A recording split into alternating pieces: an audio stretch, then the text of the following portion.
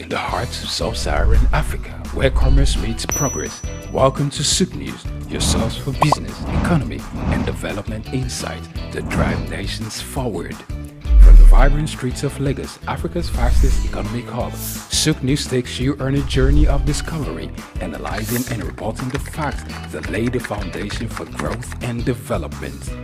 We don't just report the news, we create it. Souq News is more than a channel. It is a catalyst for change, spotlighting the stories that shape economies, inspire entrepreneurs, and fuel progress.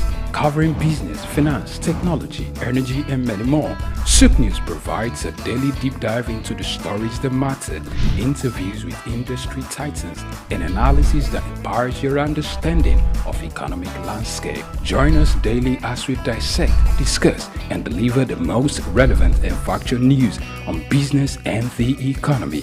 Souq News is your trusted guide, empowering you with the knowledge to make informed decisions.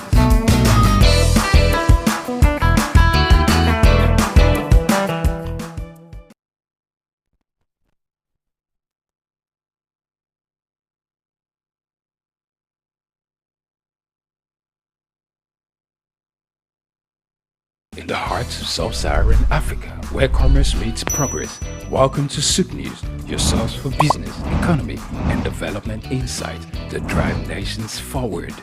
From the vibrant streets of Lagos, Africa's fastest economic hub, Souq News takes you on a journey of discovery, analyzing and reporting the facts that lay the foundation for growth and development. We don't just report the news, we create it. Souq News is more than a channel. It is a catalyst for change, spotlighting the stories that shape economies, inspire entrepreneurs, and covering business, finance, technology, energy, and many more.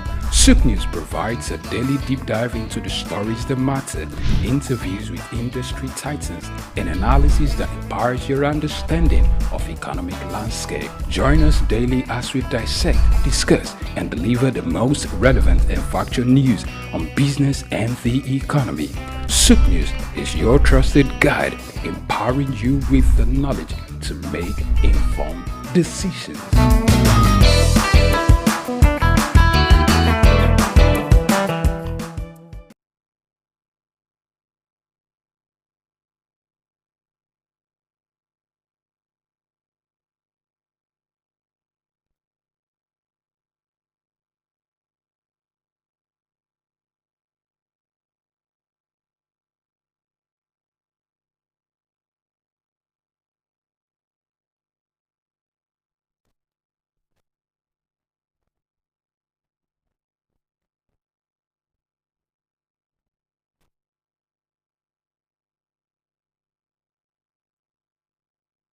My name is Dr. Rafiu Oladipo. My name is Baba Jalal Repega. I'm Reverend Juliet Benite. I'm Godio Didi.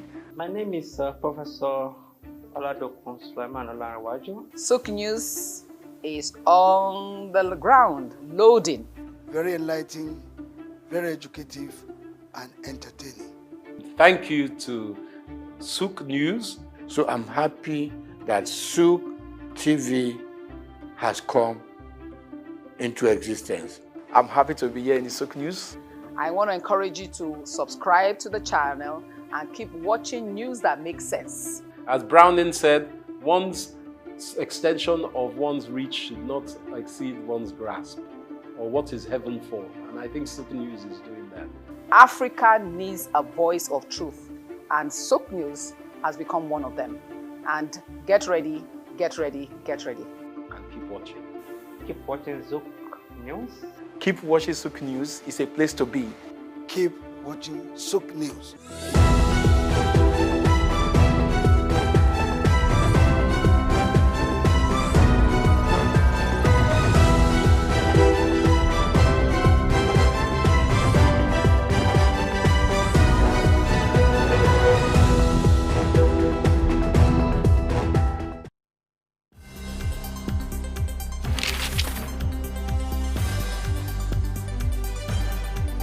The challenge of governance is to see how we can leverage what is on the ground and convert this to wealth for the people.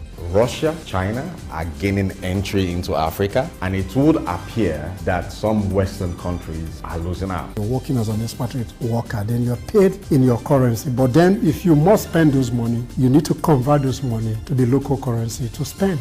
For Social Security to work, we need to know exactly how many we are. We don't have a precise number. We need to know exact location of people. When we address this exchange rate volatility, we will see definitely cost of goods and services will come down. From a security point of view, we should employ the technology to ensure that we can track individuals and goods within the continent. This is Early Exchange with Femi Ayodele. You know, the Early Exchange is all about shaping policy and advancing development. With our conversation today, we're set to give you the best of programming. And Blessing Aiche. We do hope that you enjoy every time you spend with us here today. The world needs peace. The world needs to come to a round table and find solutions to the pockets of troubles.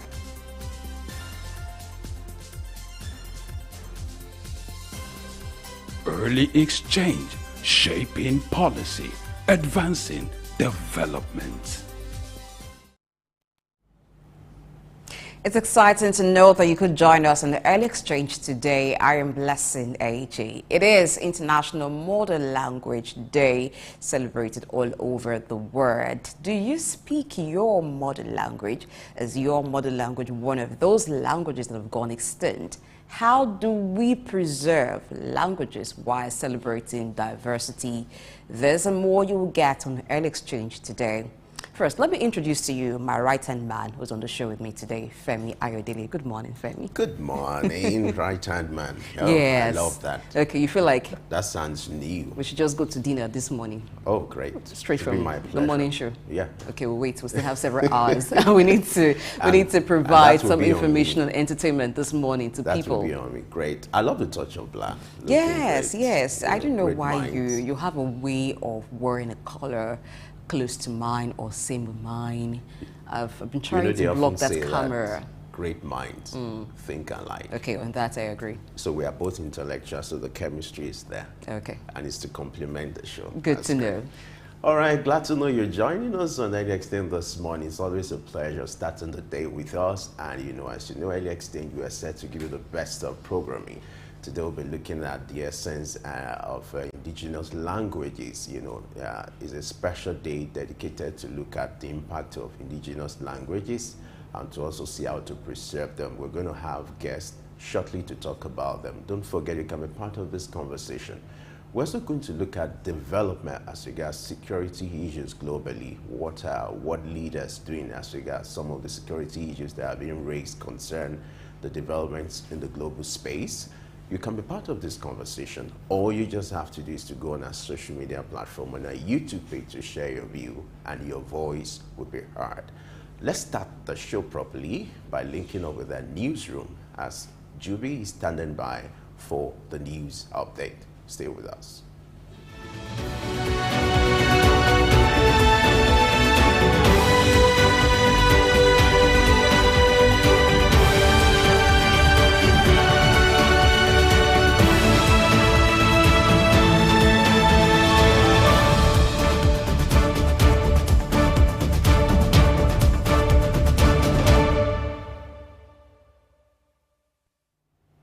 Hello and welcome to News Update. I am Grace Komalafe. The federal government of Nigeria has initiated an audit of the 22.7 trillion naira ways and means loans extended by the Central Bank of Nigeria, CBN, to the government during former President Muhammadu Buhari's tenure. Finance Minister and Coordinating Minister of the Economy, Wale Edu, who revealed this, emphasized the necessity of this audit for the current administration before deciding on repayment.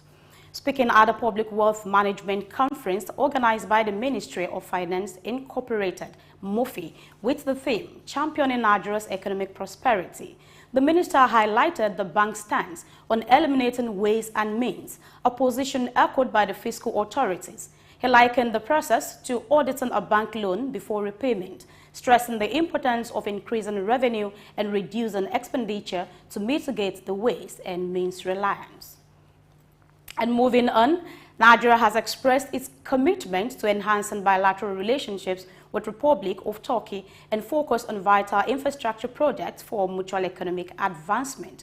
Secretary to the Government and Federation, Georgia Kume, conveyed this stance during a meeting with Turkish Ambassador Hidayet Biraktar and Burak Hamarat in Abuja.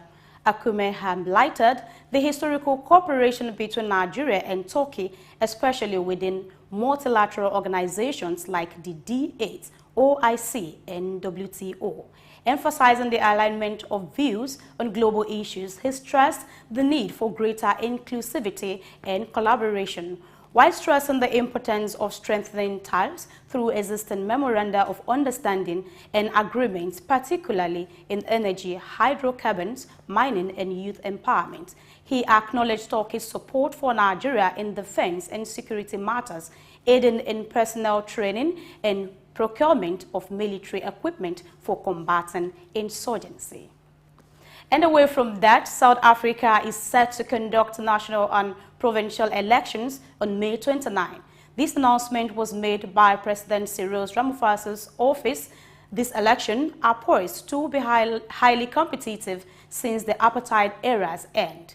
Analysts anticipate African National Congress, ANC, losing its parliamentary majority for the first time since 1994, attributed to widespread grievances over power cuts, inadequate service delivery, and soaring unemployment rates. South Africans will cast their votes for the National Assembly and provincial legislatures across 9 provinces, following by the Assembly's selection of the president. Ramaphosa, seeking a second term at 71, has grappled with slower economic growth since assuming office in 2018 after Jacob Zuma. The elections coincide with South Africa's 30 years of freedom and democracy celebration, urging all eligible voters to actively engage in this significant democratic event. And in Ethiopia, its government, led by Prime Minister Abiy Ahmed, is considering selling a 10% stake in the state-owned telecoms company Ethio Telecom through a local stock exchange scheduled for launch this year.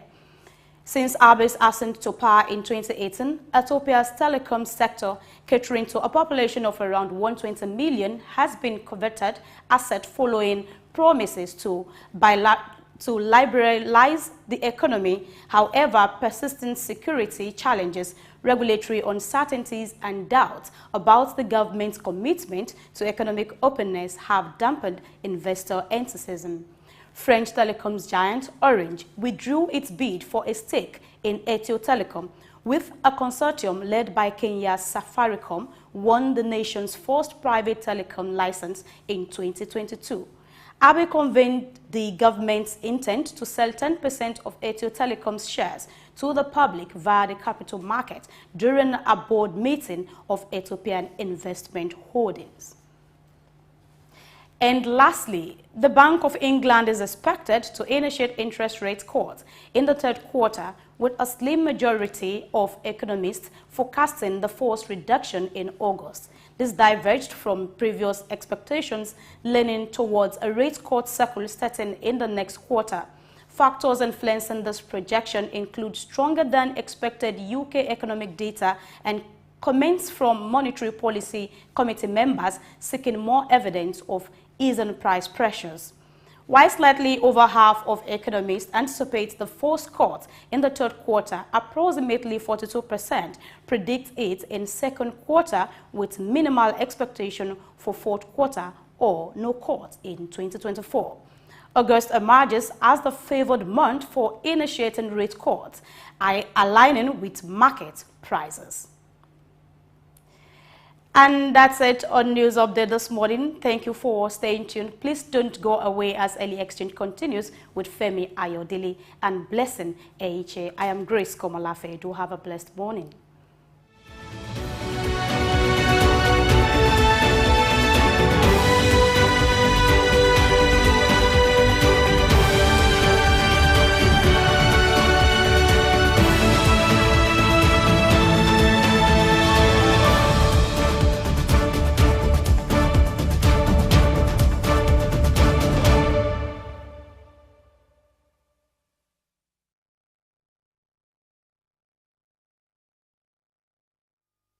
All right, thank you, Grace, for giving us the latest development as regards news across the globe. You actually did what you know best, which is to give us the latest development as regards news update. Thank you so much.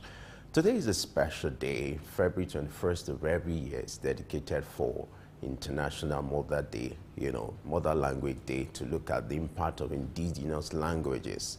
And the essence of having a special day like this is to preserve and to sustain the use of mother languages when it comes to education and largely in the society. How far has the society gone when it comes to the issue of indigenous languages? These are things we're going to talk about shortly.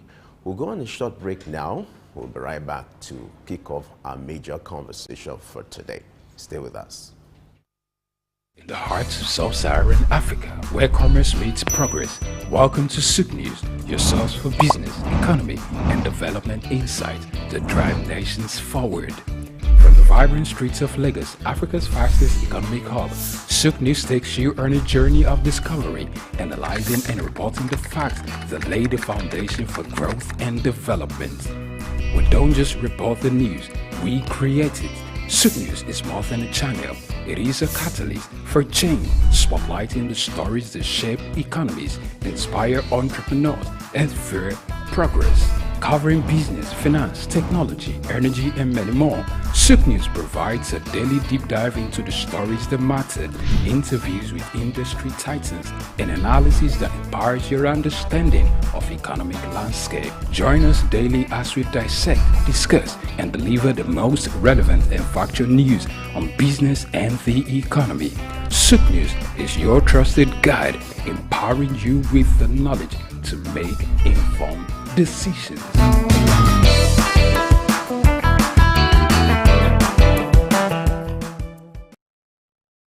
My name is Yinka Babalola. My name is Ijoma Pelokoro. My name is Joshua Hassan. I am Rotarian or Mosunde Lawson. It's Ife Yunwarita Ejeze. My friends call me Ife. My name is Rotarian Lola Dare. I'm inviting you to keep watching Souq News. It's the right station to tune to. I like Souq News. Souq News is good. I want to charge you all to listen to Souq News, watch the news. You can have unlimited news first time. Find Souq News. Be with Souq News. Never switch off. You are better for it. Souq News is the real thing. Listen to their coverage and you'll be glad you did. Turn to your YouTube, turn to your Instagram, turn to all your digital channels and look for Souq News. Keep watching.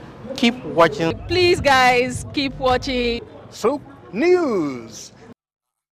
The heart of sub-Saharan Africa, where commerce meets progress.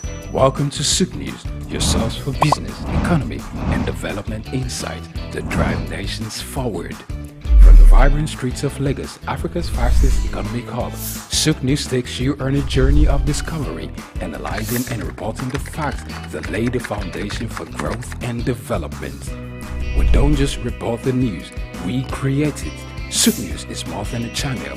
It is a catalyst for change, spotlighting the stories that shape economies, inspire entrepreneurs, and fuel progress. Covering business, finance, technology, energy, and many more, Souq News provides a daily deep dive into the stories that matter, interviews with industry titans, and analysis that empowers your understanding of economic landscape. Join us daily as we dissect, discuss, and deliver the most relevant and factual news on business and the economy. Souq News is your trusted guide, empowering you with the knowledge to make informed decisions.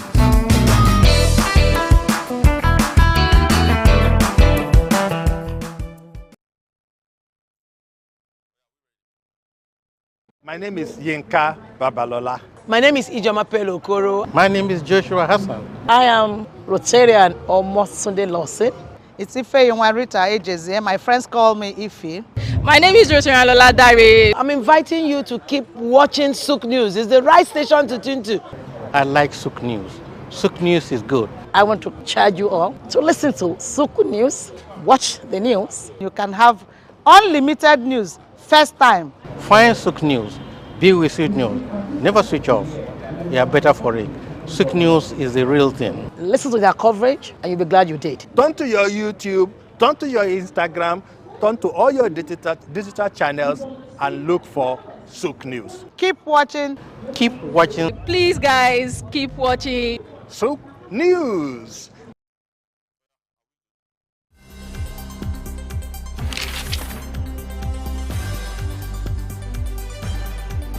The challenge of governance is to see how we can leverage what is on the ground and convert this to wealth for the people.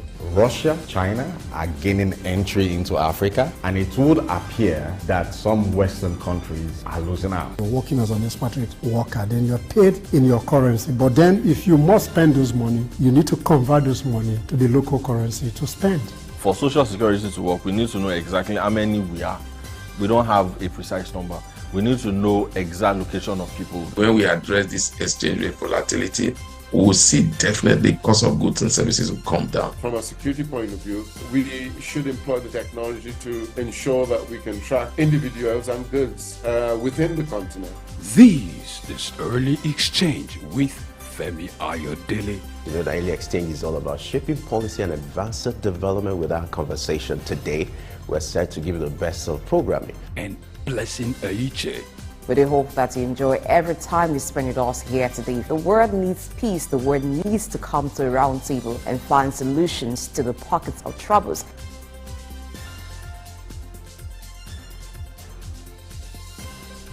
Early exchange, shaping policy, advancing development. Yes, we're still in the business of shaping policy and advancing development with our conversation. And today, our major story for today, we'll be looking at indigenous language as the world celebrates International Mother Day today globally. We want to look at the essence and how to preserve indigenous languages. Joining us in the studio is our in-house analyst. We have Jide Taiwo with us this morning. Good morning. Good morning, Blessing. Good morning. Good morning. Good to have you here. Thank you for inviting me back. Glad to be back with you. It's a pleasure having the tallest man in the building. I try. Just a little the tallest man in the tallest building. Just by a little bit. How's it going? All right, interesting. Today it's globally it's been celebrated as International Mother Language Day, a day dedicated to promote indigenous languages. How will you assess the disposition to the use of indigenous languages globally? Then let's look at Africa, by extension, Nigeria. So globally, I think the world has sort of adopted a certain people's mother tongue. You know, English is the most widely spoken language across the globe, and you can't remove that from the world power, say the UK, where the language emanated from, like the US, like the dominant world power now, places like Australia. So you go to almost everywhere in the world, even if people are not fluent speakers of the language, they can pick out one or two, you know, they can respond and have conversations. So that's like the current state. We've sort of towed the line of the biggest world power, and the language of communication there is English language. So that's what it is. However, there are certain other languages that have been ratified by the United Nations, you know, Portuguese, German, Spanish, I think it's about 7 of them or thereabouts, that are treated almost as importantly as everyone treats English. That's why you have a Putin, for instance, have like a 2-hour conversation with Tucker Carlson. And even though I think Putin understands English, he was speaking in Russian. It's almost the same thing for the French Prime Minister or the German Chancellor, for instance. So when they speak, because their languages have been ratified, now if you look at it, how many countries in the world actually speak German? So you see Germany itself, Austria, maybe parts of Switzerland, but it's a world power, right? You see how many countries speak Portuguese, you know, outside of Europe. It's only Portugal that speaks it in Europe. We adopted it in like a couple of countries in Africa, and then say Brazil and a number of other places. So we've had this world power sort of divvy up the communication, the language of the world to sort of be central around them. Now, the rest of us in Africa now, we cannot, you know, it's where we found ourselves after the great, you know, robbery of Africa, where the world powers divided the entire continent into different languages. And so that's the vestiges that we still see. Incidentally, Nigeria is surrounded by French-speaking countries, right? You know, there's Benin, there's Niger Republic, there's Cameroon. Across, after Benin is Togo, before we get to the next Anglophone country, which is Ghana. You know, so we've kind of, I mean, it's not by design, but those are the consequences of colonialism and the vestiges of what we still see today. By and large, I think there's, in the last decade or thereabout, it appears that there's a sort of renaissance of African languages, the mother tongue, in different places across Africa. I know that certain governors in Nigeria have tried to moot, you know, the move for the adoption of local languages, either in schools or in public spaces. I think that's a bright idea. I don't know how it's going to be enforced or executed. Take a place like Lagos, for instance. Yes, Lagos belongs to a certain section of the country. However, Lagos is a cosmopolitan city. Chances are that 3 out of every 10 Lagosians that you see is not a native speaker of the Yoruba language. So how do you now enforce it? How do you make it a thing? Those are some of the challenges that I assume that we'll see. All right, looking at the challenges, because English, like you said, is the most widely spoken language in the world, because they colonized more countries and spread their influence. So the English language in countries like Nigeria and some other African countries where they colonized have been used to pass on knowledge. It's been used in schools. Now, even when some African leaders or Nigerian governors want to strengthen the mother language, there are still issues. One of them, for schools, for instance, the books which they will be reading, or the textbooks, who's going to translate them to the different mother languages? You understand that in Nigeria, we have at least 200 languages. So let's begin from there. Translation of the books. Can we commit, or can Nigeria commit resources into that? Is it possible to do that? So that's why I think it's a nice sentiment, you know, it's inspirational, but I don't see how it's going to be done. We have over 200 mutually unintelligible languages in Nigeria alone. So that means when you speak your mother tongue, I can understand it. Chances are that we went to school together, right? So are we going to have separate textbooks for different categories? You know, it's just a lot of muddied up that I don't see how it's done.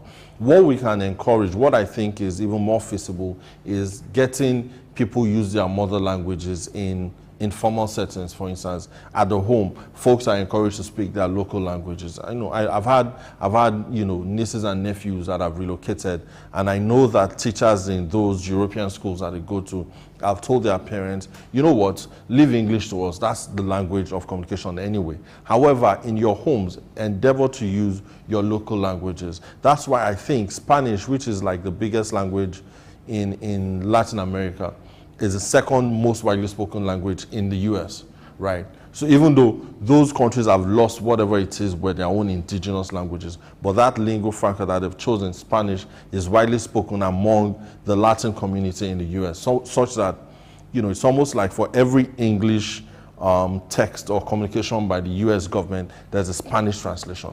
That's the way I feel like it can be done here. So you find out that if you live in Lagos or Abuja, for example, yes, you can have the official communication done in English language, but there's need for it to be translated into, you know, various indigenous tongues. I don't see it translating into the school setting. I'm sorry, I don't see it. All right.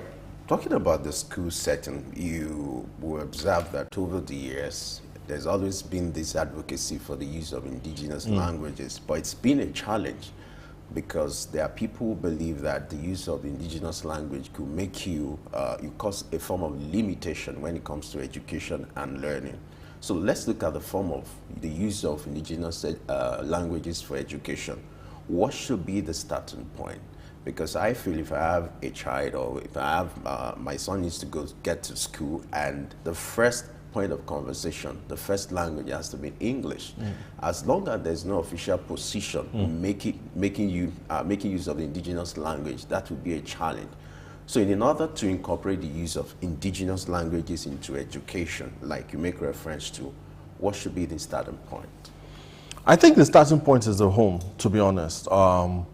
Statistics have shown that children who are bilingual assimilate faster and more than children who only speak one language. So that means that if your child speaks your local language and English, it stands a better chance of learning and assimilating more. So that in itself, I think, is a plus. On the flip side, can you use your local language outside of your home setting? If you live in a cosmopolitan area, Lagos is an anomaly, right? Because it's that cosmopolitan. But if you go further interland, if you go to Osun State, most people there speak the Yoruba language. A child in that place will not face the kind of challenges that a child in Lagos will likely face because of the cosmopolitan nature of it. So the starting point for any child should be their mother tongue, to be honest, because it helps you to think better. And for people who, the English is a very funny language, right? And I say that with respect, some of the things that we as Africans speak, our use of language does not directly translate to the English language. And, the similarities between English and between Yoruba, for example, and say French is that they are, the French have words that, even though it doesn't translate to Yoruba, you can use it similarly. The plural form of you, in English, you is you. In French, it's different. It's almost like there's a word to refer to older people and more people. It's the same for Yoruba. So we can find similarities here and there. But by and large, there's no, children, it's us that are older now, we have issues. I've been trying to learn French for the longest time. It's just not entering. But for young... Why is it not entering? Is it the way it's been taught? Let's also look at the way language is taught. Yes, again, to your point, and it's a running joke in schools. I don't know what it is now, but back in the 90s when I went to school, language teachers appeared to be a lot harsher than other teachers. I realized that could be because they had to maintain a certain number of students for their language to be retained as part of the subjects of that school. However, as an older person, you have a lot that you're thinking about. Your mind doesn't quickly pick up things as a child would. So those could be one of the reasons. But if you allow young people to absorb whatever language, I think it's a plus. All right, we'll pause the conversation here and go on a quick break. Stay tuned. In the heart of sub-Saharan Africa, where commerce meets progress, welcome to Souq News, your source for business, economy, and development insight that drive nations forward. From the vibrant streets of Lagos, Africa's fastest economic hub, Souq News takes you on a journey of discovery, analyzing and reporting the facts that lay the foundation for growth and development. We don't just report the news, we create it. Souq News is more than a channel. It is a catalyst for change, spotlighting the stories that shape economies, inspire entrepreneurs, and fuel progress. Covering business, finance, technology, energy, and many more, Souq News provides a daily deep dive into the stories that matter, interviews with industry titans, and analysis that empowers your understanding of economic landscape. Join us daily as we dissect, discuss, and deliver the most relevant and factual news on business and the economy.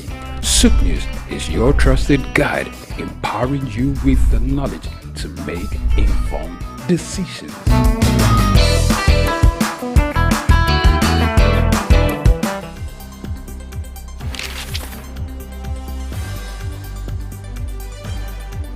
The challenge of governance is to see how we can leverage what is on the ground and convert this to wealth for the people. Russia, China are gaining entry into Africa, and it would appear that some Western countries are losing out. You're working as an expatriate worker, then you're paid in your currency. But then if you must spend those money, you need to convert those money to the local currency to spend.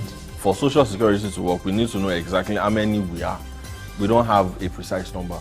We need to know exact location of people. When we address this exchange rate volatility, we will see definitely cost of goods and services will come down. From a security point of view, we should employ the technology to ensure that we can track individuals and goods within the continent. This is Early Exchange with Femi Ayodele. The Early Exchange is all about shaping policy and advancing development. With our conversation today, we're set to give you the best of programming. And Blessing Aiche. We do hope that you enjoy every time you spend with us here today. The world needs peace. The world needs to come to a round table and find solutions to the pockets of troubles.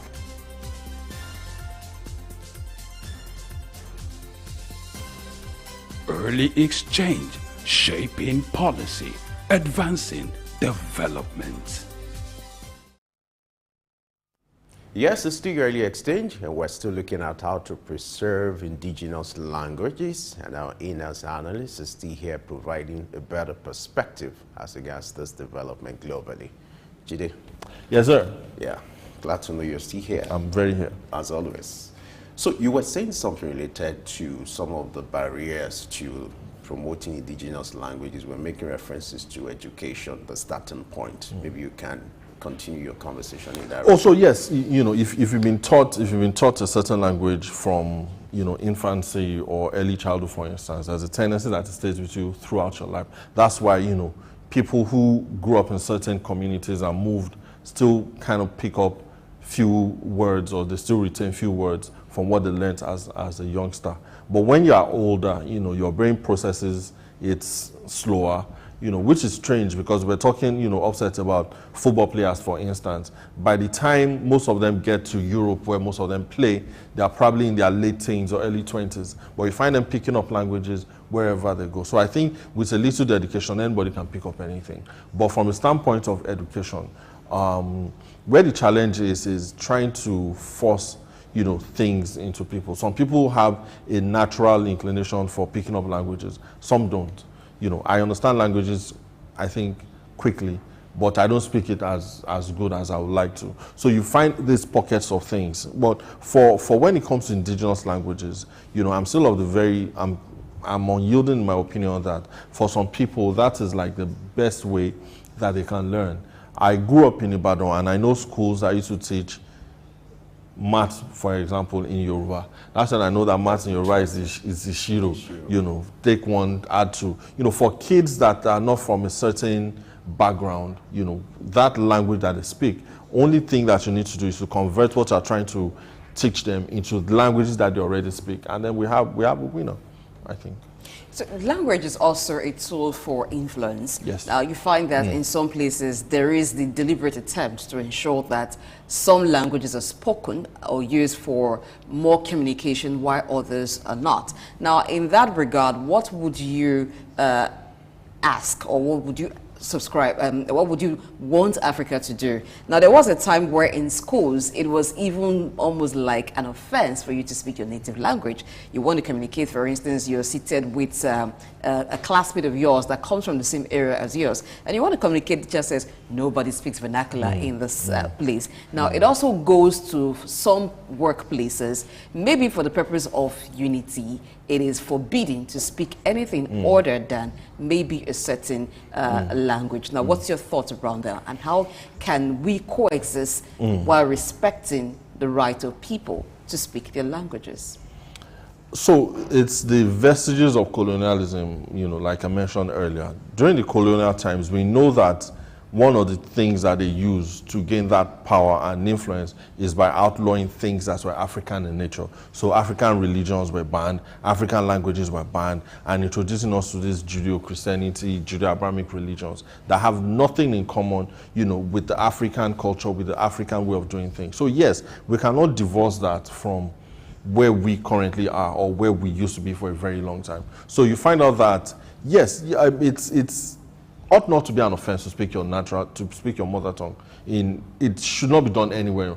Yes, if you want to communicate officially, you have to use the official language. But if you're having informal conversations with people or just expressing yourself, it ought not to be a sin for you to express yourself in your mother tongue. It still goes on to a form of dressing. You know, who says that I have to wear a suit?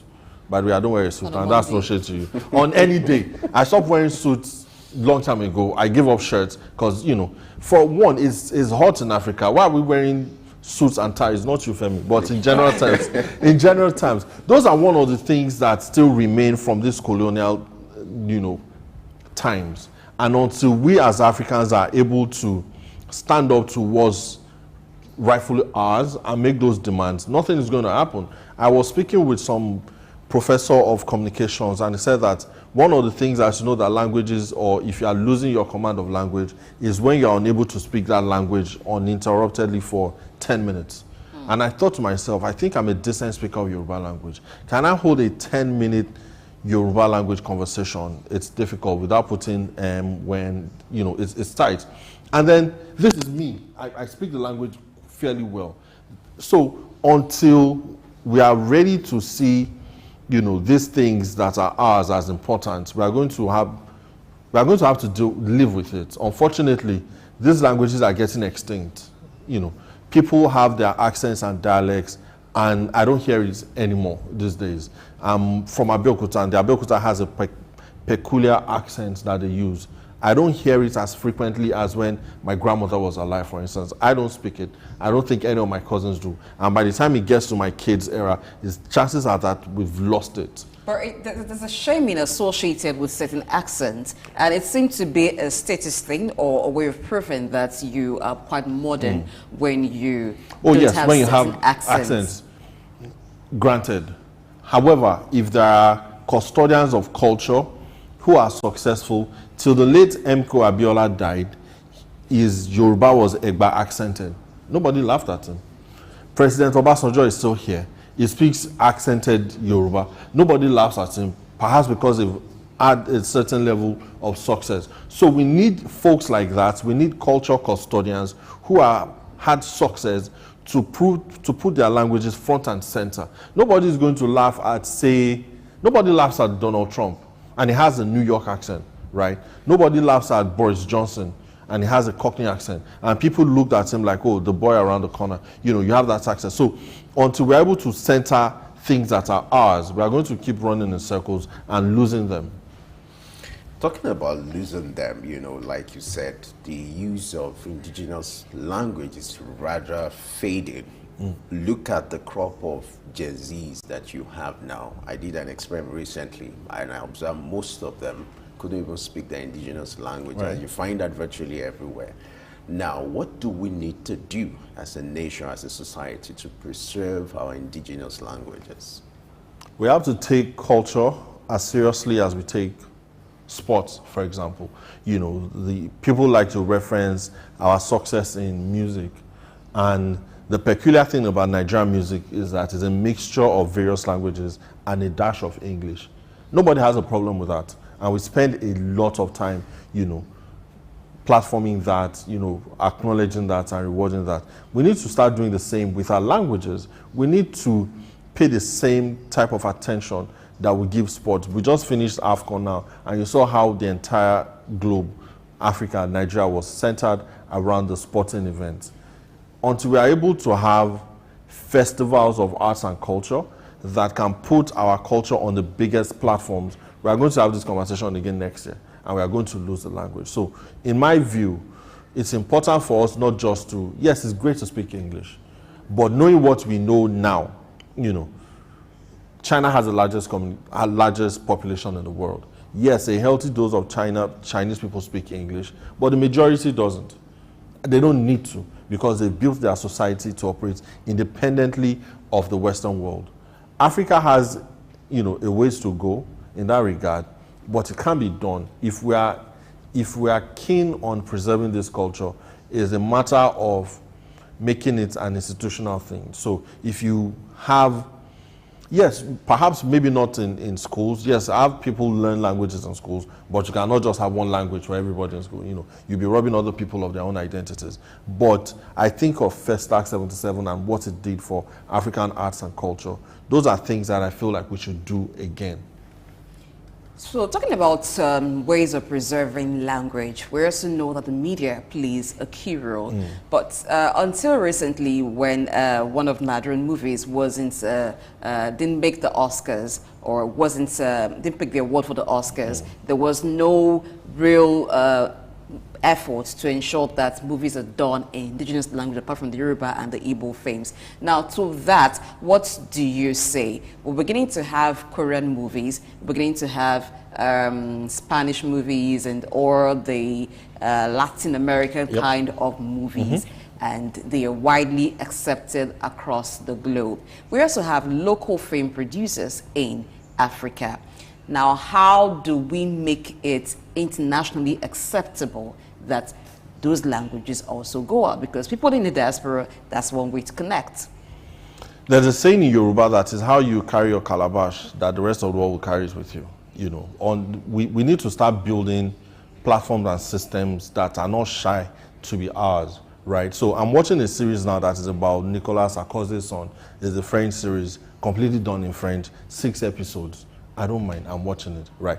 Would I do that for a Yoruba series, for instance? Perhaps, but I've not seen it. You know, and you're right in that the media has a major role to play. One of the things that I feel that the late Chief Alejo Dokpesi did with his media outlets at the time was people went by their Nigerian names. Even he whose first name was Raymond started to use Alejo more, you know, to centralize the fact that this is an African, you know, media outlet. That, I think, is one way to go that can be replicated, you know, across board. Yes, we want to communicate to the rest of the world, but I think there's more need for us to communicate among each other first before we can sell anything to the world. So we need to build, I think I've said it once on this show, you know, that almost everything that we depend on for media is foreign owned. We need to develop local technologies. We need to develop local platforms. One of the things that have helped, you know, the West is the media. Now you find that Disney has its own streaming platform, right? Paramount has, HBO has, all of these people have. But the thing that they have in common is that they belong to a certain group of people across the world. We need to do the same in Africa, right? And I know that a number of radio stations have started. One of the things that I'm also very excited for that we're doing at Souq News is Souq Pidgin, where we can platform, you know, a language that is commonly spoken across Nigeria, across Africa, as a matter of fact. You know, until we need to have media outlets that are keen on doing that and are not just talking about it, but they are putting their mouths, they are putting their monies where their mouths are, and their investments, you know, where they can be impactful. On the national level, what kind of advocacy orientation should be put in place to ensure that indigenous languages have been preserved? There's that general awareness, and people now understand that we're at a time where we need to preserve this more than ever. So me personally, I get really quickly tired of national orientation programs because they've not shown, you know, the impetus that is required across anything. Yes, there's a need for a national, you know, messaging, but I think we as individuals can do a much better job than waiting for a national body, right? Again, I go back to the US. Everything that we've been sold about the US is courtesy of their media and Hollywood. I've not been to the US. I can tell you to a large extent the number of their 50 states, because that's what they've projected in the media. When the US were going to normalize certain things in society, it started from the media, so that by the time you've had that message drummed into you for 10 years, you get the gist of it. You know, those are the kind of things that I feel like we have to play. Yes, the National Orientation Agency, or whatever body or whatever it's called, has a role to play in the messaging, but since the days of Better Life for Rural Women and SAP, we've not done a great job of having a national, you know, orientation messaging to our people. I think we cannot wait. I think individuals are better posed to do the things than waiting. Yeah, we'll do it in conjunction with the government, but we can't wait for the government to get it done. All right, let's look at the economic side. The job opportunities for multilinguals. Yeah. How's that? Oh, again, because we live in a tech-driven society now, the opportunities are just increasing. Every time that there's an employment, you know, at the London Police Department, for instance, or the NYPD, you find out that they are recruiting people that speak Yoruba language, for instance, or Igbo, or excuse me, or whatever it is. So across the world, as the need to do business with Africa and Nigeria and native speakers increase, there's need to communicate with those things. So yes, those opportunities are there. Imagine driving in your car and the Google voice sounding to you does not know how to pronounce whatever name it is, but there's a Nigerian variant that will tell you, Adeniro Ogunsoya, turn left. You know, you understand it better. There are opportunities in that regard. Telemedicine, all of these things. Yes, there's a lot of opportunities that are tech-driven. We just have to upskill so that we are primed and ready when those opportunities come. All right, let's take a quick break. When we return, we'll talk more on the opportunities for multilinguals. Lateef Jakande. Born Lateef Kayode Jakande in the Ekpetedo area of Lagos Island, Lagos State, on July 1929. He studied at the Lagos Public School at Enowa, Lagos Island, then at Bonham Memorial Methodist School, Port Harcourt, King's College, enrolled at Ilesha Grammar School, where he edited a literary paper called The Quarterly Mirror. Jakonde began a career in journalism in 1949 with a daily service and joined the Nigerian Tribune in 1953. The owner, Chief Obafemi Awolowo, appointed Jakonde editor-in-chief of the Tribune in 1956. Jakonde established John West Publications in 1975 after leaving Tribune and began to publish the Lagos News. He served as the first president of the Newspaper Proprietors Association of Nigeria, NPAN. Jakonde ran for election as executive governor of Lagos State in 1979 on the Unity Party of Nigeria platform. His administration was effective and open and implemented the cardinal policies of his party. He introduced housing and educational programs targeting the poor, building new neighborhood primary and secondary schools, and providing free primary and secondary education. He gave poor people's children education, and many of them are now very prominent in the society today. Jakonde established the Lagos State University and constructed over 30,000 housing units. After the military takeover in 1983, Jakonde was charged, prosecuted, and convicted of treason and later pardoned. He served as Minister of Works under the Sani Abacha military regime. He died in Lagos on February 11, 2021. Lateef Jakonde was the first civilian governor of Lagos State. Lateef Kayode Jakonde, Souq Enlightenment. In the heart of sub-Saharan Africa, where commerce meets progress, welcome to Souq News, your source for business, economy, and development insight that drive nations forward. From the vibrant streets of Lagos, Africa's fastest economic hub, Souq News takes you on a journey of discovery, analyzing and reporting the facts that lay the foundation for growth and development. We don't just report the news, we create it. Souq News is more than a channel. It is a catalyst for change, spotlighting the stories that shape economies, inspire entrepreneurs, and fuel progress. Covering business, finance, technology, energy, and many more, Souq News provides a daily deep dive into the stories that matter, interviews with industry titans, and analysis that empowers your understanding of economic landscape. Join us daily as we dissect, discuss, and deliver the most relevant and factual news on business and the economy. Souq News is your trusted guide, empowering you with the knowledge to make informed decisions.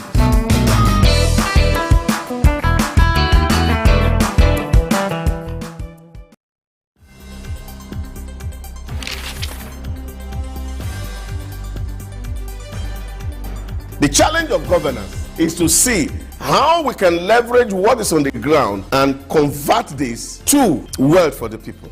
Russia, China are gaining entry into Africa, and it would appear that some Western countries are losing out. You're working as an expatriate worker, then you're paid in your currency. But then if you must spend those money, you need to convert those money to the local currency to spend. For Social Security to work, we need to know exactly how many we are. We don't have a precise number. We need to know exact location of people. When we address this exchange rate volatility, we will see definitely cost of goods and services will come down. From a security point of view, we should employ the technology to ensure that we can track individuals and goods within the continent.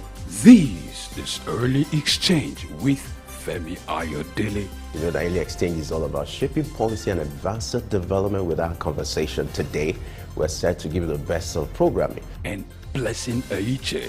We do hope that you enjoy every time you spend with us here today. The world needs peace. The world needs to come to a round table and find solutions to the pockets of troubles.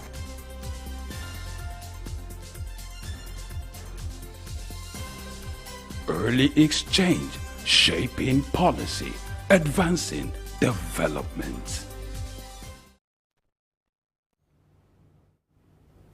Yes, if you're just joining us, we're still in the business of shaping policy and advancing development with our conversation. We're still looking at how to promote indigenous languages on a special day like this.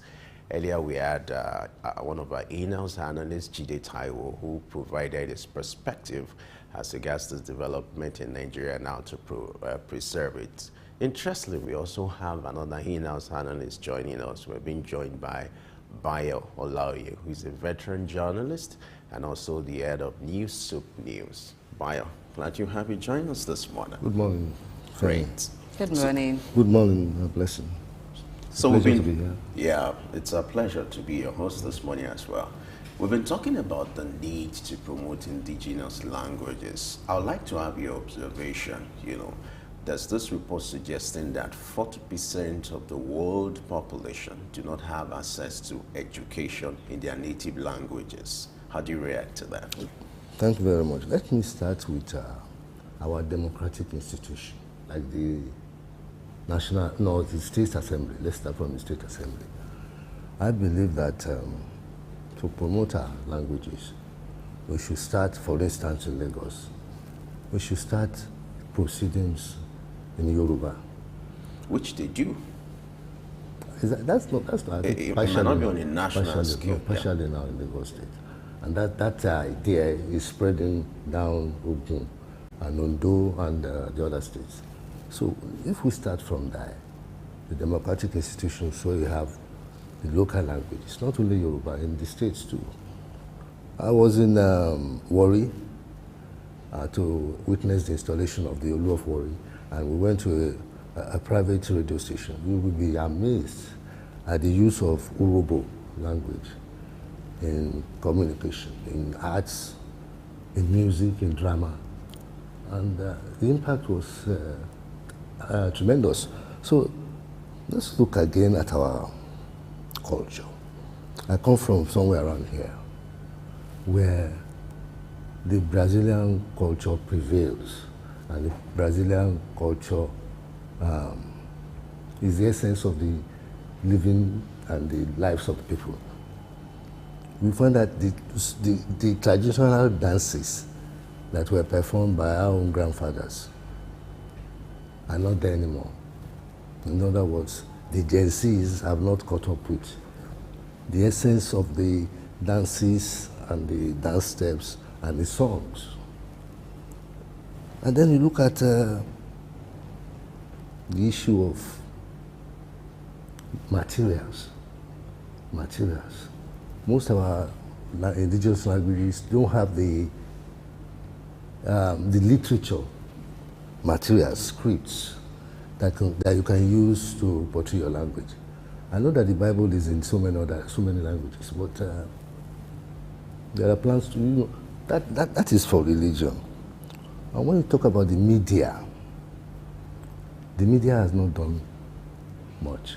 But in the area of pidgin language, which was an abomination maybe 25 years ago, the prevalence of radio broadcasting, pidgin, is essential, and I think government and the private sector is doing something about that. We have to look at our tertiary institutions, our universities, our polytechnics. Are they offering indigenous languages? That's a big question. Are they offering indigenous languages in their institutions? And when you look at community efforts, entails that local activities have to be encouraged.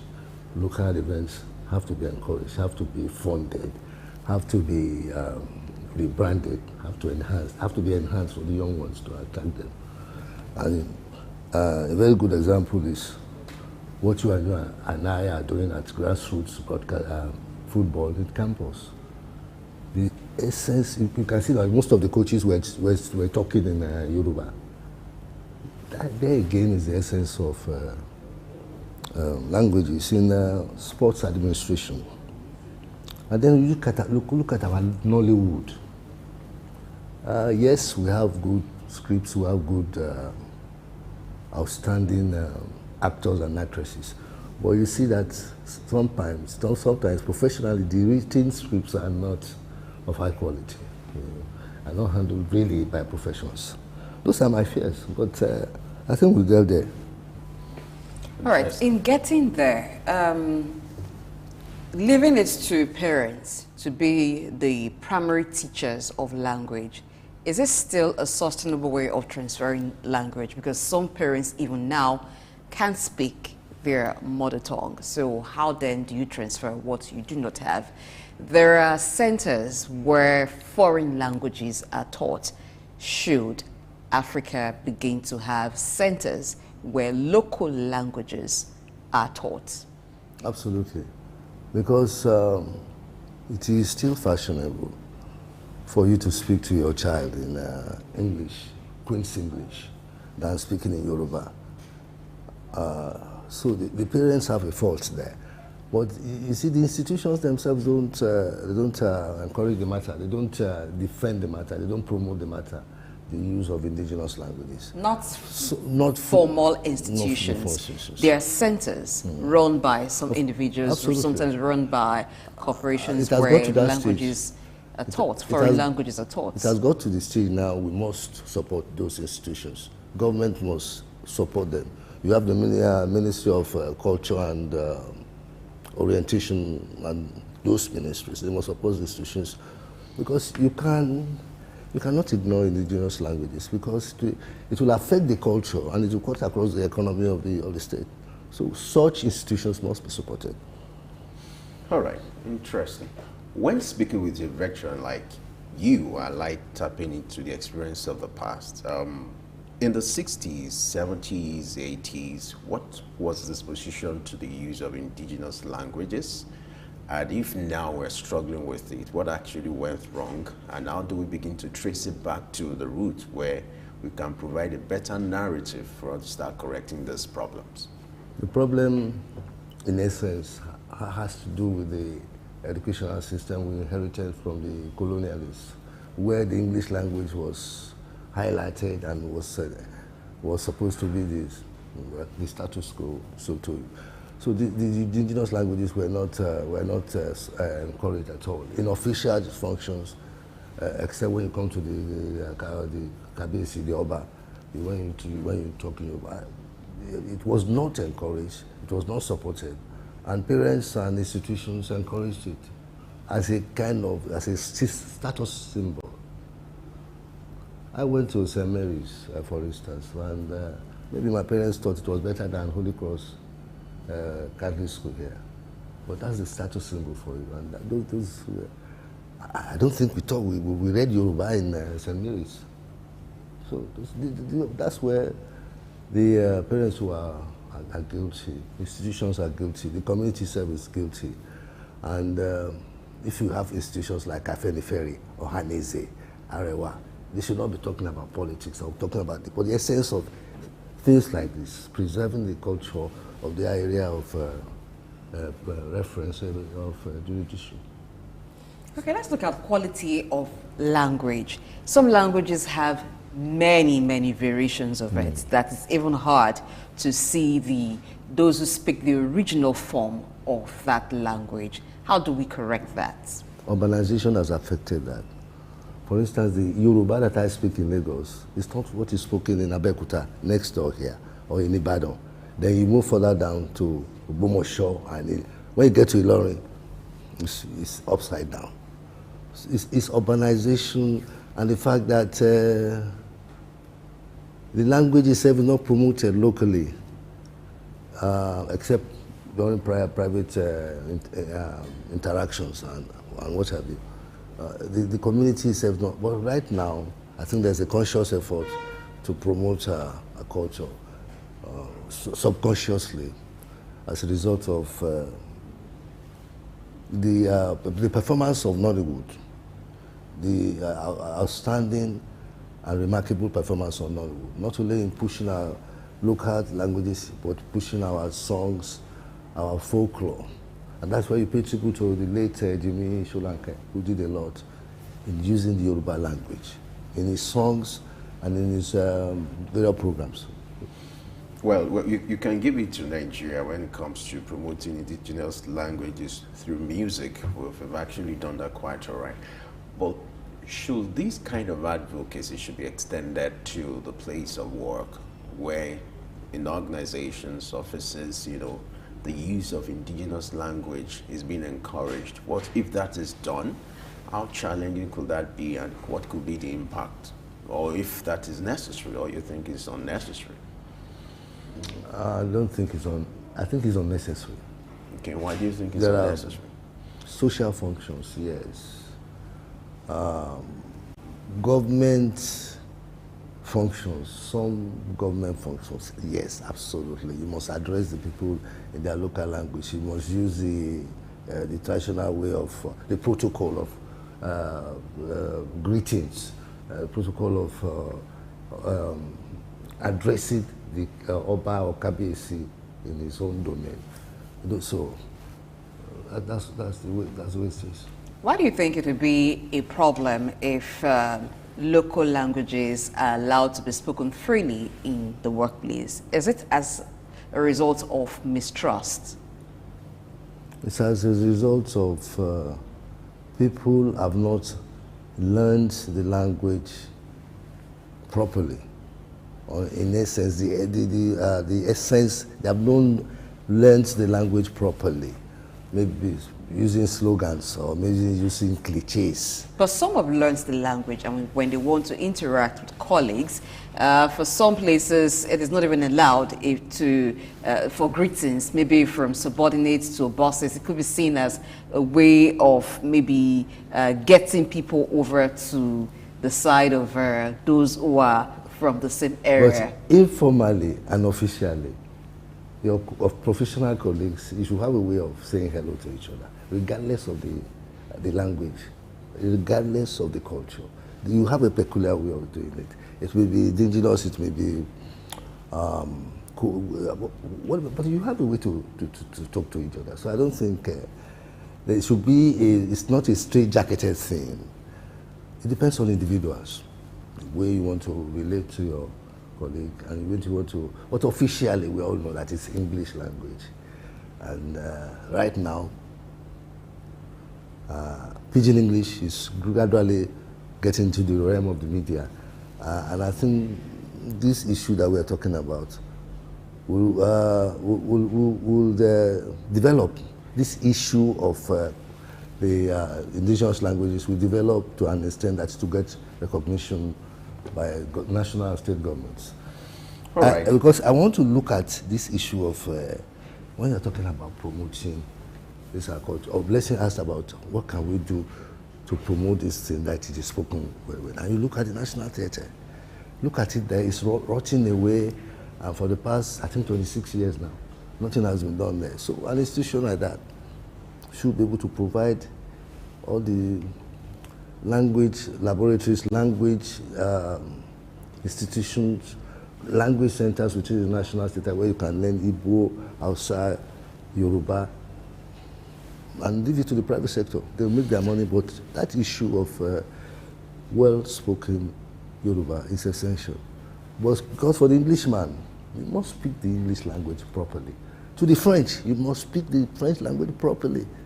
So, I think Ohaneze, Arewa, Afenifere should look at issues like this. They say they are socio-economic institutions. They should look at our languages. How do we read more of these legendary writers like Dio Fagua? How do we, Wale Soyinka too? People who scare away from the intellectual capacity of, so they will be doing some of his books, but they are fantastic, and we should encourage our children to read Nigerian writers, read Nigerian, where you see our culture and traditions being portrayed. So let me ask finally from me, do you think the ability to speak a certain language or the generally accepted language is an indication of one's intelligence? Because it seems to be that when a person cannot speak, for instance in Nigeria, the English language very well, it is seen as, or did this person go through school? It depends on our antecedents and our orientation, I would say. Because let's face it, if you remove the media, we have our own language in the media. Outside that, mostly they use slogans and cliches to reach each other. And some are acceptable, some are not acceptable. Some are frightening because some people believe that the way they talk to you, for instance, I'm sorry to use the language, locally here, people have a very terrible way of relating to each other. When he wants to say his friend, ah, really, he's talking to his friend. I mean, he's greeting his friend. He say, ah, really, that's his way of greeting his friend. But that is an abomination.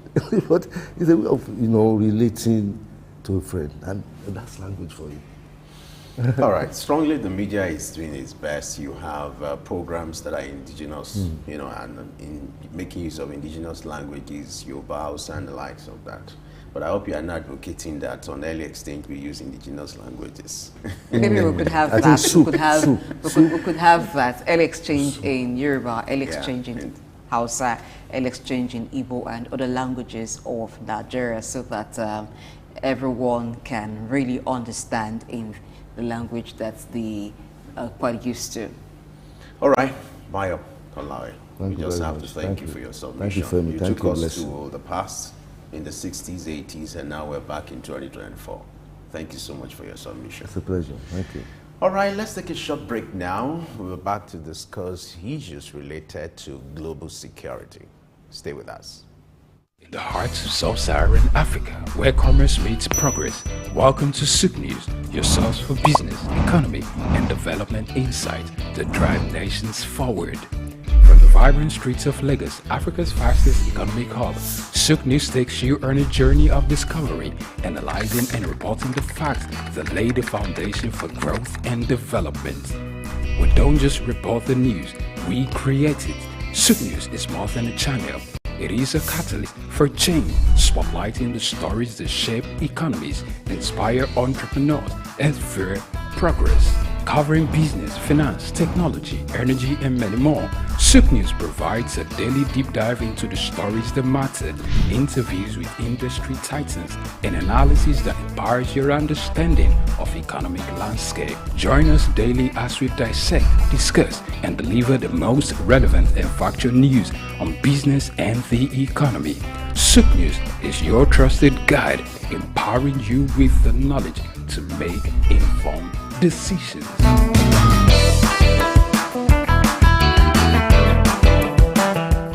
name is Veronica Nkechi Eze. Charles Abana. My name is Professor Martins Emeje. Professor Sylvester Odion Akaine. Keep watching Souq News TV, the best news channel online. It's elevating, it's enlightening, it's educating. Muhammad Ali found his root in Africa. Rumble in the jungle. I swear the king is humble. Jesse Jackson, O.J. Simpson, this is black history. Andrew Young visit Africa in the late 60s. Legend, Bob Marley make the light different. Martin Luther King and Malcolm X are big names. They fought for black Americans in the old days. We need the same revolution in our own ways. Michael Jackson, Janet Jackson, Mr. Jay-Z, Snoop Dogg, Dr. Dre and Eddie Murphy. American prosperity ain't complete with African poverty. It's legendary Idris Abdul Karim, and you are on to Souq News. You don't touch that dial.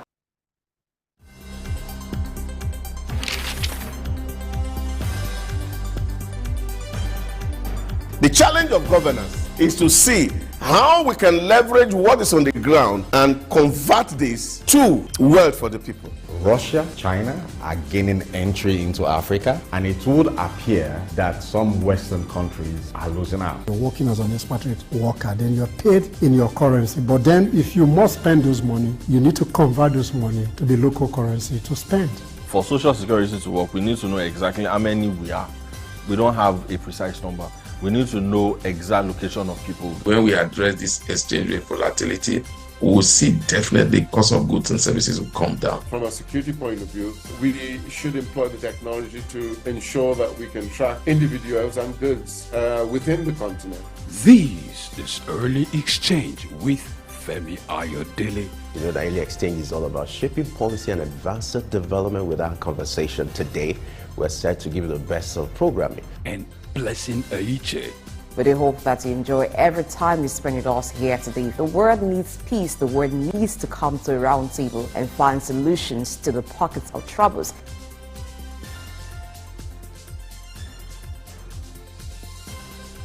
Early Exchange, shaping policy, advancing development. Yes, we're still in the business of shaping policy, and that's why we want to look at efforts being made by world leaders to address the issue of security on the global scene, which was part of what necessitated the conference, the Munich Security Conference, that took place over the weekend in Germany. World leaders gathered together to look at issues related to security.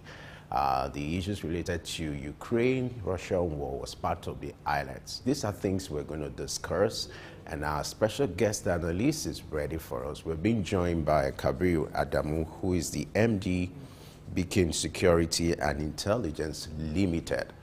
Glad you have joined us, Mr. Adamu, on Early Exchange this morning. It's been a while. My pleasure. Good morning.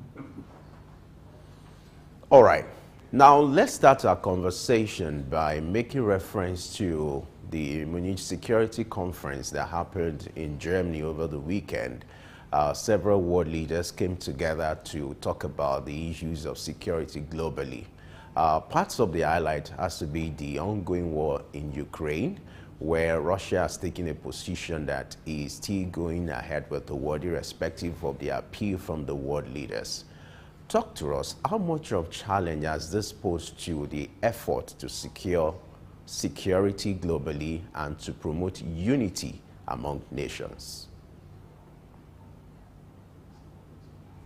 All right, thank you very much. The Munich Security Conference is an annual gathering of world leaders where they attempt to x-ray developments, both political, economic, and sometimes environmental, as well as cyber, that are impacting security around the world.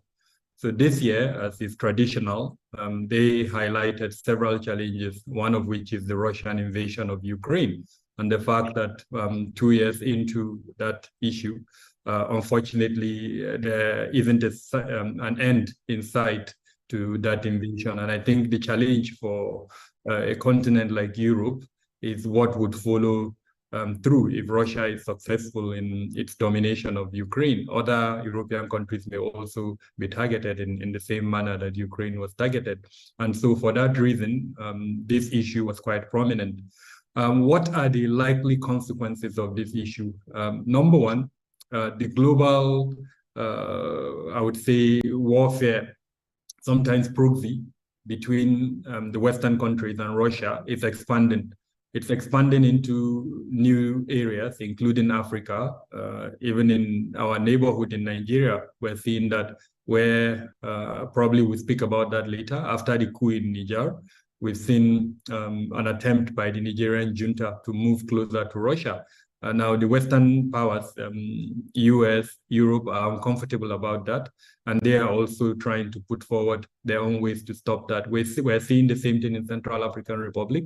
We're also seeing it in places like Mali, where already Russia is embedded within the security and protection system in that country. So that this rivalry, as it were, global rivalry, which essentially is a competition for economic resources, is likely to intensify as the warfare between Russia and the West continues in Ukraine. One major challenge of recent has been the entrance of Trump into the debate and the likelihood that he could run and win the American elections. He has stated clearly his position on NATO and how NATO members who are not contributing financially to NATO may not be protected by the US and NATO, as it were. And there is an interpretation that that is going to strengthen Russia.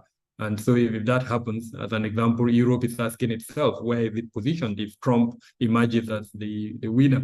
So all of these are some of the conversations that occurred.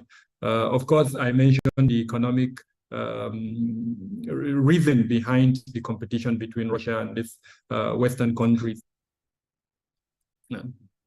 All right. At the conference also, there was the talk about the lose-lose scenario, which is the concentration of the word on competition rather than cooperation. Now, what can happen to ensure cooperation, and what could be the gains of cooperation instead of competition? Is it even possible to achieve cooperation at this time globally?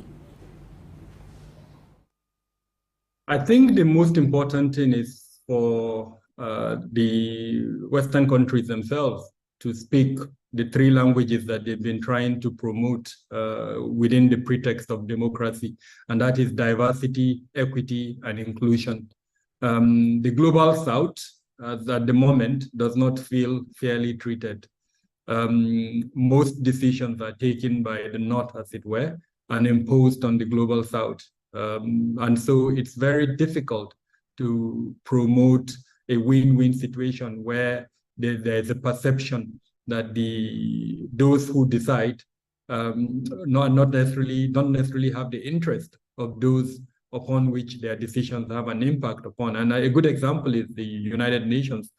Till date, the UN Security Council is dominated by these countries. There is no diversity, equity, and inclusion in the structuring of the UN Security Council.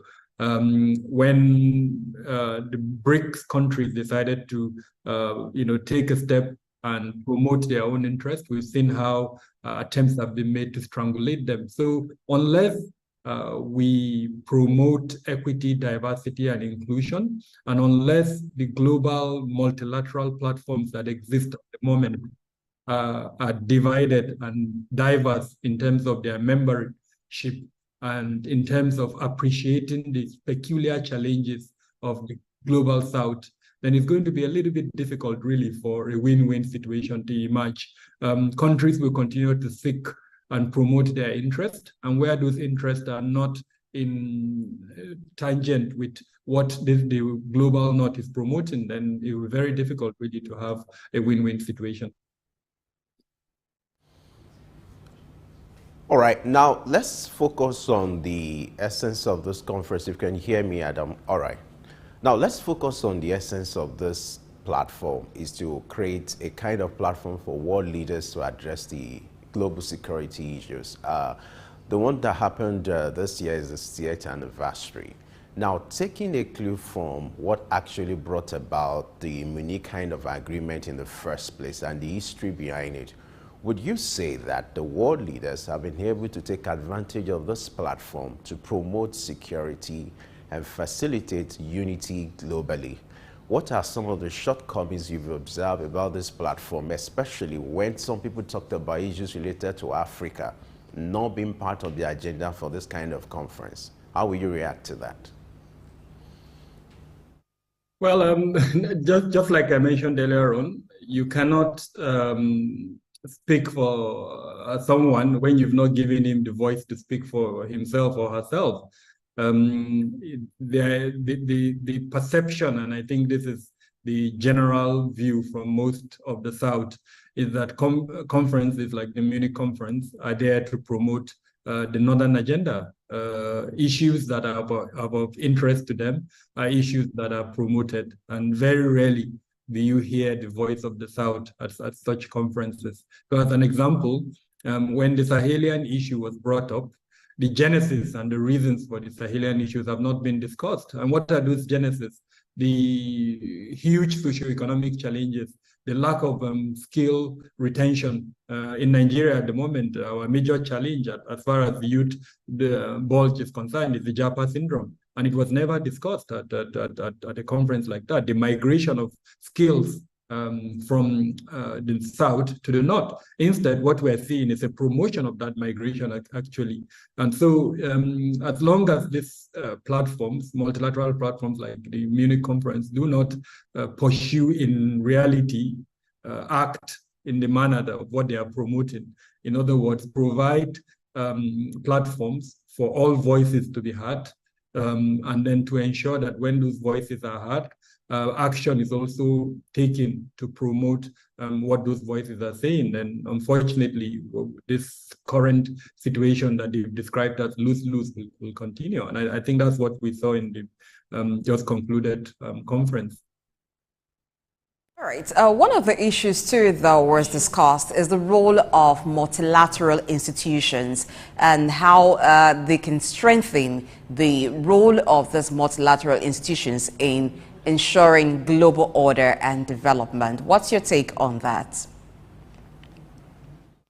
Yes, if we look back into history, and of course, even the creation of the United Nations, it was to promote and provide platforms that would help avoid what existed before the creation of such bodies. For instance, the First and Second World War.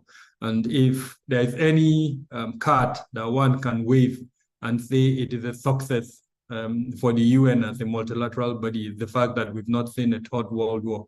But is the world order one that is we're happy about at the moment? No. Events that have unfolded in Ukraine when Russia invaded Ukraine, events that are unfolding at the moment in Gaza, and then even in the Sahel region, where certain military officials have decided to truncate democracy and all of that. These are issues that I would say multilateral bodies at the moment have not been able to address. The global pandemic that followed COVID and the consequences of that. And then, of course, the climate change issues. These are real issues that, unfortunately, the current multilateral system are unable to address. Have they helped in reducing the consequence of this? Yes, they are. So point I'm making is there are progresses, there are successes, but there are also room for improvement. One of the arguments that have emerged of recent is the role, private bodies or non-governmental organizations are playing, and in an attempt to fill the gaps that exist as a result of the failures of these multilateral bodies. And so these are things that need to be taken into consideration, where, for instance, like I've spoken about earlier on, there is a need to look inwards and ensure there is equity in representation in these multilateral bodies, so that every part of the world, every segment of the society feels carried along. And of course, that is interest are being looked after by these multilateral bodies. Unfortunately, that is not being done. And unfortunately, I didn't hear that kind of conversation at the Munich conference. If it happened, it didn't happen in the, the open discussions. If at all it happened, it would be in private conversations. And that's not what we need at the moment. I think we need to advance a situation where there is representation across the board, and that would strengthen these multilateral bodies. Along that line, let's also look at the perception of some of these multilateral bodies, for instance, NATO, and the quest by some countries now to join NATO, Finland and Sweden. How do you think the Ukraine situation positions NATO and then Finland and Sweden wanting to join NATO? How does that puts Europe, the relationship between Europe and Russia and the rest part of the world, how does that place that relationship? I mean, in simple terms, the current situation, Russia is arguing that it's taking its action as a strategic measure to increase its security. And Europe is also saying the same thing, that the Russian action is a threat to its continental security. And so we have a situation where the two sides are basing their actions on the argument that their security is being threatened. We also have a situation where the reality is Europe has never felt as vulnerable as it is at the moment. If you pick all the elements of national security, from energy security to physical security itself to cyber security, the development that precipitated the Russian invasion of Ukraine and that has sustained up to now have threatened all of these components of security that I've mentioned. The level of misinformation, disinformation, propaganda that exists at the moment, the volatility of the energy market, market at the moment, which of course we are all also victim of in Africa, and then food security that is also being threatened.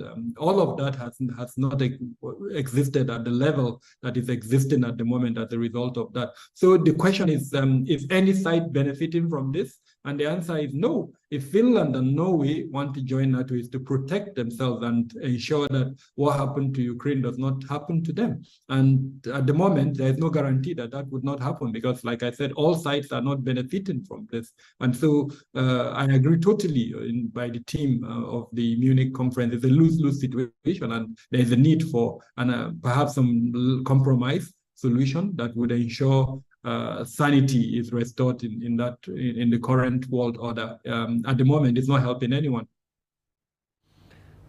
Now, talking about the global order, one of the keynote speakers at that conference was the UN Secretary General was also there to lend his own voice to the world order. And he made reference to the need for nations to be committed to the United Nations Charter, which according to him, if these agreements are being implemented, the world will be better for it. What much of significance will this agreement be to the effort to promote peace and unity globally? Okay, I used to have a copy of that charter, and that's how much I believed in the charter as it were. And I think, if I remember well, it promotes equity, diversity, inclusion. It promotes the universal human rights and all of that. So yes, these are ideals that I think the world agreed to when the UN was formed. And unfortunately, at the moment, we're seeing significantly portions of that are being deserted or abandoned by certain components within the international community. Earlier on, I made reference to ongoing happenings in Ukraine following the Russian invasion of Ukraine. It's a sovereign country that another country is attempting to invade. I also made reference to developments in Gaza, where it appears to me that there is a collective punishment for the action of a rogue, association or political or whatever name you want to call them. And at the moment, the world is almost, tied down in its ability to prevent these two things from occurring. So if the UN Secretary General is reminding the world of the very reasons for which the UN was formed and is encouraging stronger alignment as well as involvement and implementation of that charter, then I think the timing is quite right. However, I'm worried by the fact that we're seeing across the world some elements of nationalism creeping up and strengthening. In Europe, you're seeing that the emergence of leaders who are promoting ideals that I think are completely against the UN Charter. In Africa, we're seeing military juntas that are taking up power, and of course that is to an extent as they continue. We're seeing the same thing in Niger Republic as an example. Of course, the situation in Gaza is totally against the UN Charter. So to that extent, I think the reminder is apt, but unfortunately, however, it's not likely that that call would be embraced by the very countries that he may have been speaking to when he made that call. At the security conference, the growing influence of China as well as its increased military power was also discussed. Why do you think that was discussed there? Do you think that might be a challenge to the international order? Yeah, so I mean, it's very obvious that the quote-unquote alternative spheres of influence that exist at the moment, if we're looking at the world order, would be to an extent China and Russia, that are, if you interpret what I've just said in another way, is they are direct threats to the Western influence. And again, I want to remind us that at the center of all of this is the competition for economic resources. China has, to a larger extent, proceeded ahead. It has its own challenges at the moment. However, it's made significant progress in advancing its economic interest around the world. And I know that the Europe and the US are uncomfortable about that. And so in conferences like this, that discussion is always taken about China and its role. But clearly, neither side can exist without the other. And so instead of an unhealthy competition, I think what would be beneficial to the world order is a competition that appreciates and respects each side, and that allows each side to pursue its interest as long as that interest does not in any way, put into threat the interest of the other side. This is not a conversation that would end now.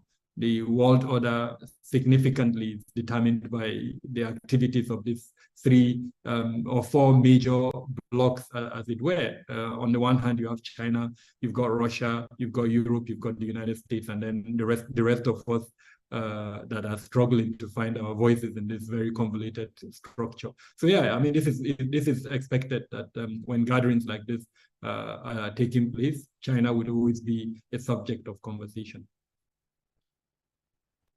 Right. Let's make reference to the death of Alexei Navalny, which is also part of the highlights of the conference. In fact, the whole conference was thrown into confusion. Interestingly, the wife was there, who also took turn to talk about, the need to seek justice.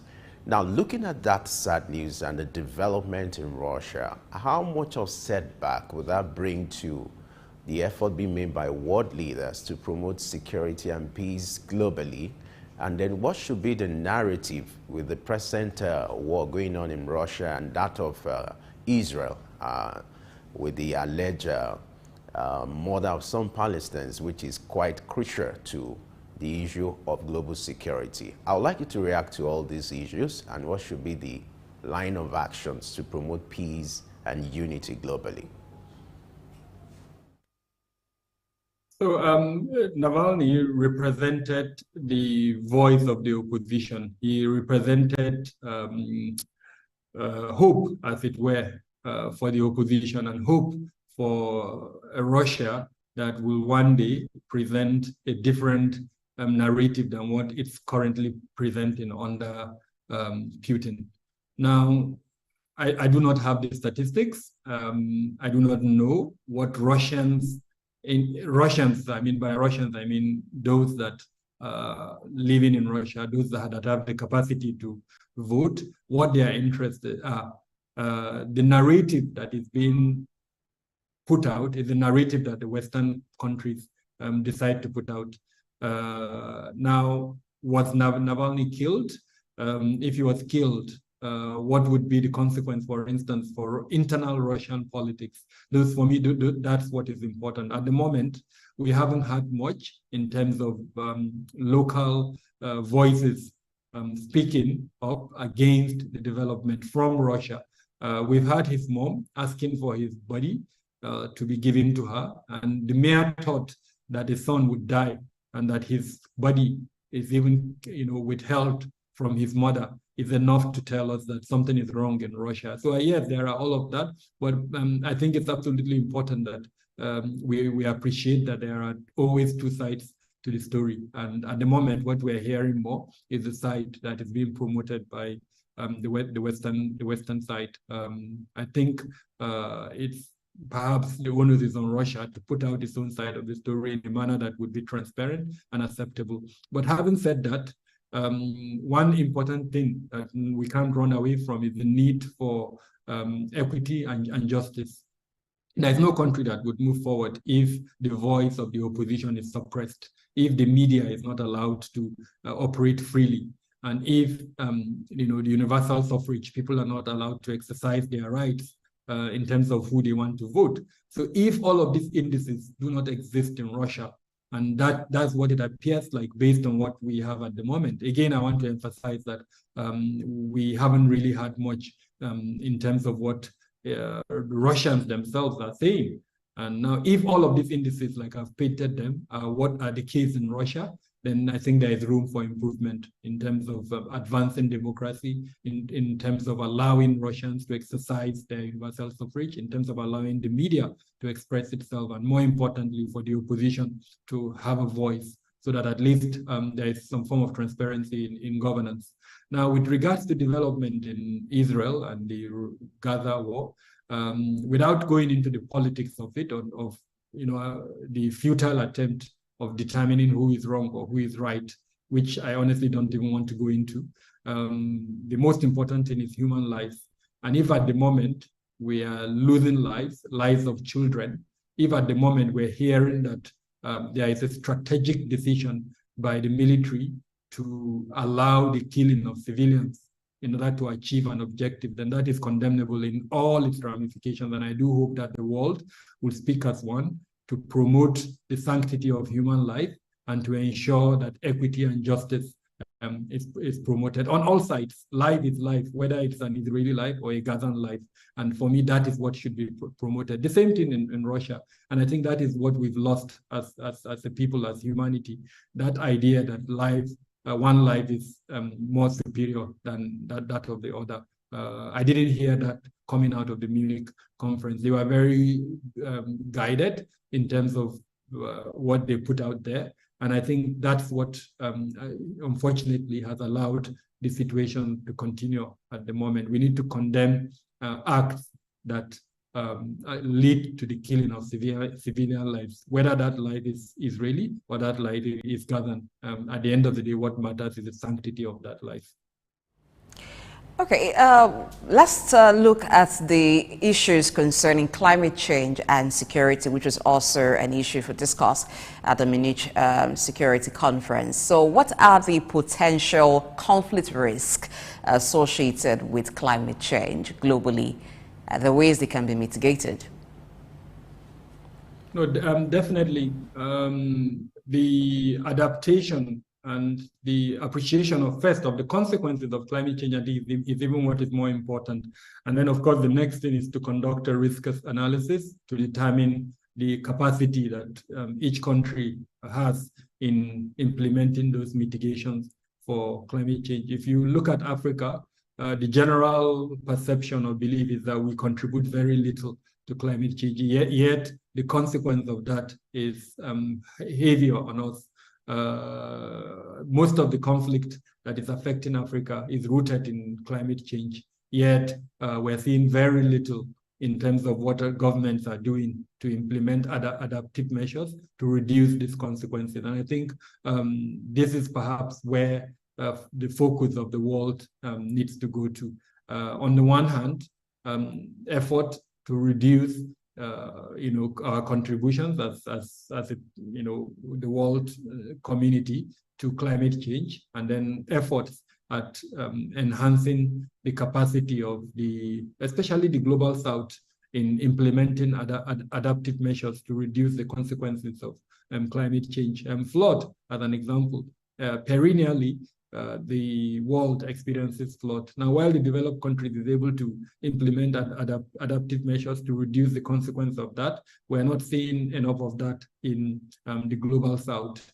The farmer-herder violence, the migration, movement of people, conflict over water, all of these are issues that would emerge. And sadly, in the global south, the discussions haven't even commenced. What more of even implementing measures to reduce these conflicts from arising? And so this is what worries me, especially as it affects the global south. When these conferences are held, because our voices are not there, these issues are rarely spoken about. And of course, we leave these conferences with very little in terms of expectation to develop this capacity that I've mentioned for implementing adaptive measures. And then, of course, for reducing the consequences of climate change. So sadly, it appears to me that climate change and its effect and consequences will continue to affect us as a people. Great. Now it's time for us to go on another break. Our guest is still here with us. We'll be right back shortly to discuss more on the issue of security globally. Stay with us. My name is Yinka Babalola. My name is Ijoma Pelokoro. My name is Joshua Hassan. I am Rotarian or Mosunde Lawson. It's Ife Rita Ejeze. My friends call me Ife. My name is Rotarian Dare. I'm inviting you to keep watching Souq News. It's the right station to tune to. I like Souq News. Souq News is good. I want to charge you all to listen to Souq News, watch the news. You can have unlimited news, first time. Find Souq News, be with Souq News, never switch off. You are better for it. Souq News is the real thing. Listen to their coverage and you'll be glad you did. Turn to your YouTube, turn to your Instagram, turn to all your digital channels and look for Souq News. Keep watching. Keep watching. Please, guys, keep watching Souq News. My name is Veronica Nkechi Eze. Charles Abana. My name is Professor Martins Emeje. Professor Sylvester Odion Akaine. Keep watching Souq News TV, the best news channel online. It's elevating, it's enlightening, it's educating. Muhammad Ali found his root in Africa. Rumble in the jungle. I swear the king is humble. Jesse Jackson, O.J. Simpson, this is black history. Andrew Young visit Africa in the late 60s. Legend, Bob Marley make the light different. Martin Luther King and Malcolm X are big names. They fought for black Americans in the old days. We need same revolution in our own ways. Michael Jackson, Janet Jackson, Mr. Jay-Z, Snoop Dogg, Dr. Dre and Eddie Murphy. American prosperity ain't complete with African poverty. It's legendary Idris Abdul Karim, and you are on to Souq News. You don't touch that dial.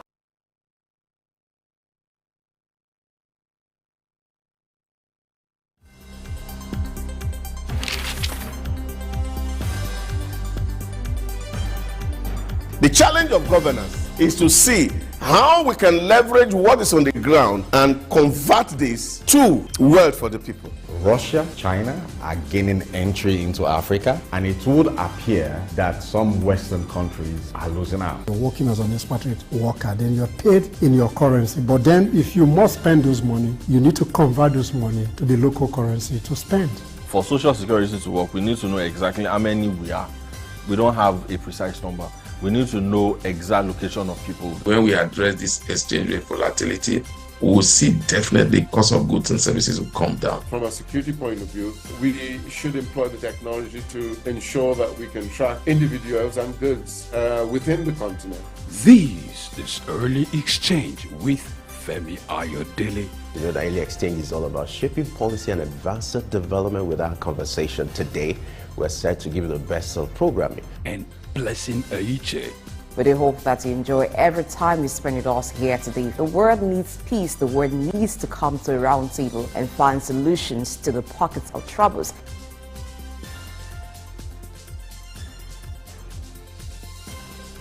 Early Exchange, shaping policy, advancing development.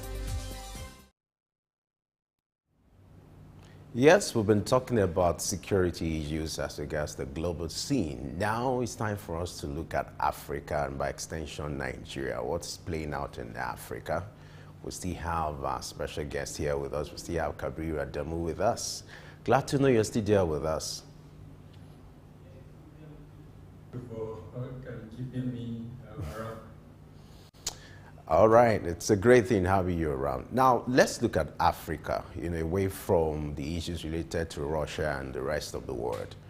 Now, let's look at what is playing out in Sudan, for instance. There seems to be this global silence conspiracy against what is playing out in that nation. You're talking about the war, and this seems to be like another test for the international community. Give us a background to what is playing out in Sudan and what can be done to curtail the kind of crisis, going on in that region so that it will not snowball into another crisis for Africa. Okay, yeah, you're right. Earlier on, like I mentioned, African Voice was almost completely silent at the Munich conference. Security conference, and this is traditional over the period. The only time African voices are heard is when that voice would help or contribute to an achievement of a Western, agenda, as it were. Now, the crisis in Sudan is rooted in a failed security sector reform, where an arm of the security sector has gone renegade. It's been sponsored, as it were, by several countries, including some African countries, some Middle Eastern countries, and probably some Asian countries. And the consequence, unfortunately, is a significant portion of Sudanese have lost their lives. Let's look at the UK's allocation of £300 million to improving security in Africa. Now, specifically, about £15 million of that sum was given to Nigeria to support security in Nigeria. In your assessment, because the project that this was targeted at was, one of them was for training of security personnel. Now, looking at the way things have been or current happenings, in your assessment, do you think that there are measurable improvements in terms of security in Nigeria? So I think even the UK itself has admitted to the fact that its development aid in the area of security has not met the expectations, its expectations, as well as the expectations of Nigerians and Africans as a whole. Just to be clear on the record, there is a British military technical assistance team that has been embedded within the defense headquarters for, as far as I know, almost 20 years. It's domiciled right inside the defense headquarters, and that is the extent to which the bilateral cooperation between Nigeria and the UK has been. I don't think there's any other country that enjoys that. Even the Americans don't enjoy that. And what we have seen over time are elements of training in the area of military strategy, military tactics, and then military operations. We've also seen training in the area of intelligence gathering. But I think the general complaint that we hear from the Nigerian side is that these levels of trainings and support are limited. They are not usually extended in a manner that would allow the Nigerian side to appreciate and use them for the purposes of achieving our national strategic security imperatives. I think just 2 days ago, or just yesterday, the Chief of Defense Staff in an interview highlighted this point. Even though he was not specific to mentioning the UK or Britain, he spoke generally about the inability of our foreign partners to support us enough to achieve the imperatives of our national security strategy. And I think that has been the history too, in my understanding and assessment of our bilateral relationship with the UK. The strategic relationship is not one of mutual respect. It's one where, unfortunately, the intention is there, but then the objectives are usually not met because of certain limitations within the clauses of the agreement that are arrived at or reached between the two sides. Now let's beam a searchlight on the local issues here in Nigeria. Efforts are ongoing to see how state policing or state police can be legislated. That bill has passed second reading, and some of the governors seems to be in alliance with the need to have state police. What are your concerns, and what should be of interest to the parties that are asking for state police or state police in Nigeria? So yes, I don't think in the history of Nigeria there has been any period where there is a general consensus on the need for this decentralization of policing. At the moment, the presidency, the administration itself, if you pick the renewed hope agenda of President Bola Ahmed Tinubu, the issue of decentralization and the creation of state police is embedded there. If you pick the Presidential Advisory Council report, it's also embedded there.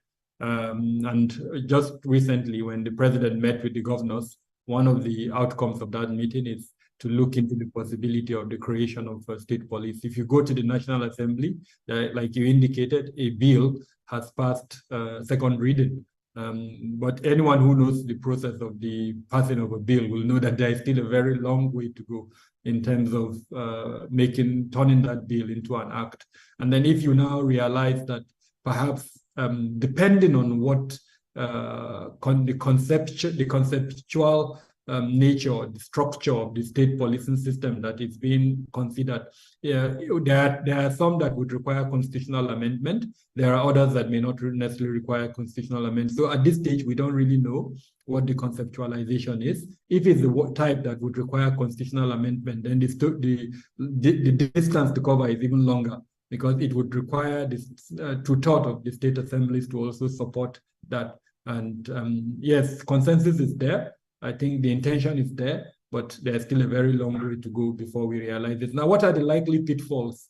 Some of the pitfalls would include the absence of a strong democratic tenet at the state level. Part of the concern at the moment is that most state governors are like emperors. The level of democratic progress at the state levels are almost non-existent.